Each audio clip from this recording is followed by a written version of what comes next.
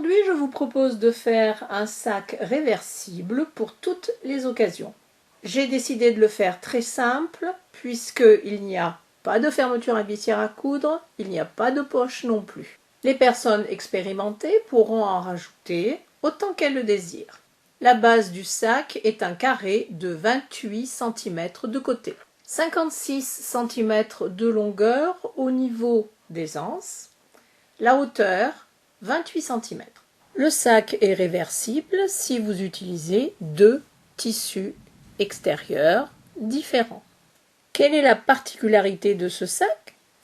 Sur un côté, avec un tissu extérieur, le bord supérieur est coupé. Vous pouvez ainsi insérer les extrémités des anses, alors que l'autre tissu extérieur reste ininterrompu. Les finitions sont belles, aucune couture apparente à l'intérieur ni à l'extérieur et vice-versa. Le sac est bien ouatiné pour avoir une belle tenue. Toutes les mesures vous sont données dans la boîte de description en dessous de cette vidéo. Le sac étant réversible, j'ai utilisé deux sortes de tissus extérieurs. Ici, j'ai pris un mélange de lin et de coton. Donc, découpez le grand rectangle 2 fois dans un tissu et 2 fois dans l'autre. Dans les coins inférieurs, découpez un carré de 14 cm de côté. Dans l'un des tissus, vous couperez une bande de 7 cm à partir du bord supérieur. Pour faire les anses, prenez chaque bande. Vous allez premièrement les plier en deux, marquez le pli. Ramenez maintenant les bords non finis vers le centre, pliez encore en deux, marquez bien les deux plis ici avec un petit coup de fer. Tenez avec des pinces tout le long et ensuite vous ferez de chaque côté une surpiqûre à 5 mm du bord, longueur de point 3. Sur chaque panneau inférieur, placez les extrémités de chaque anse à 10 cm à partir du milieu. Je vous conseille de découper une petite encoche qui marquera le milieu dans le panneau inférieur et la bande supérieure. Maintenez les extrémités avec des pinces. Ensuite, vous allez placer endroit contre endroit la partie supérieure sur la partie inférieure. Alignez bien les encoches et les bords. Placez des pinces un peu partout et faites une piqûre à 1 cm du bord, longueur de point 2,5 tout le long. Dépliez ce que vous venez de coudre sur l'envers. Faites en sorte que les anses se placent naturellement, ne soient pas pliées évidemment. Donc ce que vous devez plier, c'est la partie inférieure de ce côté du sac. Donnez un bon coup de fer pour aplatir. Faites maintenant une surpiqûre à 5 mm de la couture, longueur de point 3.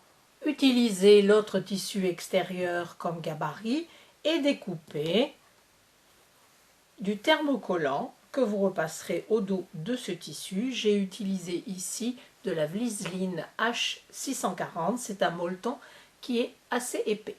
Avant de monter le sac, je voulais apporter une petite précision. Vous avez certainement remarqué que le côté avec l'anse est plus court de 2 cm que le côté qui n'a pas été coupé. C'est tout à fait normal et c'est voulu.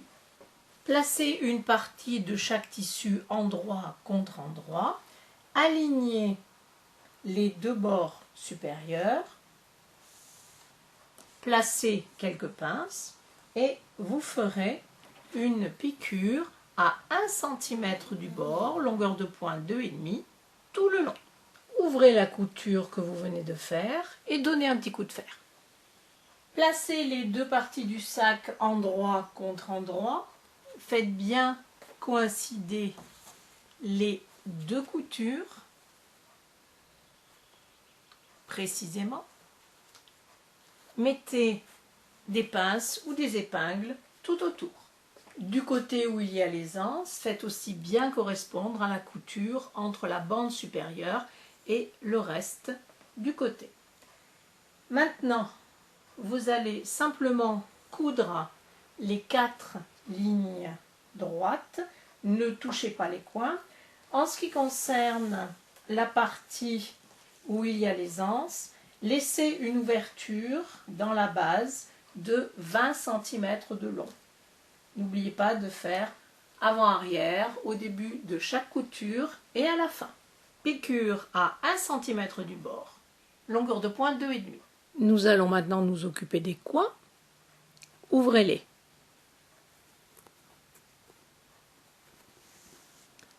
Rapprochez les 2 coutures. Ouvrez les coutures, aplatissez-les d'un côté et de l'autre. Faites maintenant correspondre ces 2 coutures.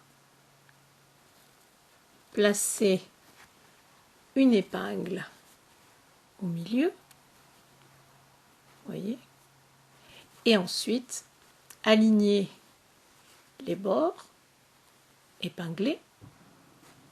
Faites ceci avec les 3 autres coins. Au lieu de coudre les coins individuellement, je préfère les coudre 2 par 2. Donc, nous avons ici l'ouverture. Prenez un coin de cette partie et faites-le correspondre avec un coin de l'autre partie du sac. Alignez ces 2 grands coins, mettez des pinces pour tenir et faites une piqûre à 1 cm du bord tout le long. Passons maintenant aux 2 autres coins. Vous avez ici l'ouverture. Prenez le 3e, allez chercher le coin avec le molleton. Encore une fois, alignez tout, mettez des pinces ou épinglez et refaites la couture. Le sac a cette allure. Maintenant, par l'ouverture, retournez-le sur l'endroit. Pour fermer l'ouverture, tirez de chaque côté là où vous avez fait la couture, les 2 bords se rapprochent. Placez-les l'un en face de l'autre. Mettez quelques épingles. Je ferme toujours les ouvertures en faisant un point à la main qui s'appelle le point d'échelle. Vous voyez pourquoi. C'est un point très facile à réaliser sur lequel j'ai fait un tuto technique que vous aimez beaucoup. Pour les novices, je vous conseille de regarder ce tuto. Le lien vers le tuto technique se trouve dans la boîte de description en dessous de la vidéo. Tirez sur le fil, la couture se ferme et vous avez quelque chose de net, propre et de bien plat. On ne voit absolument pas les points. Placez maintenant le sac de telle manière à ce que la partie où il y a les anses soit l'endroit du sac. Vous allez faire ressortir l'autre tissu de 1 cm pour récupérer évidemment la différence puisque ici nous avons fait une couture. Placez des pinces tout autour et sur cette piqûre, ici, vous ferez une surpiqûre, longueur de point 3 ou 3,5 selon l'épaisseur de vos tissus pour bien maintenir et bien définir le haut du sac. Maintenez les extrémités de l'anse bien droites et bien plaquées contre le haut du sac. Faites maintenant une seconde ligne de surpiqûre en passant ici sur la couture. Vous allez arriver à la surpiqûre de l'anse, remonter, traverser. Vous serez ici au niveau de la surpiqûre que vous venez juste de faire. Redescendez sur la surpiqûre de l'anse et continuez. Faites ça pour les 3 autres extrémités et tout autour. De cette manière, les 2 tissus seront bien maintenus et ne bailleront pas au niveau ici de l'autre côté de votre sac. Ce cabas pour toutes les occasions est maintenant terminé. J'espère que ce modèle et la vidéo vous auront plu et je vous dis à bientôt. Au revoir.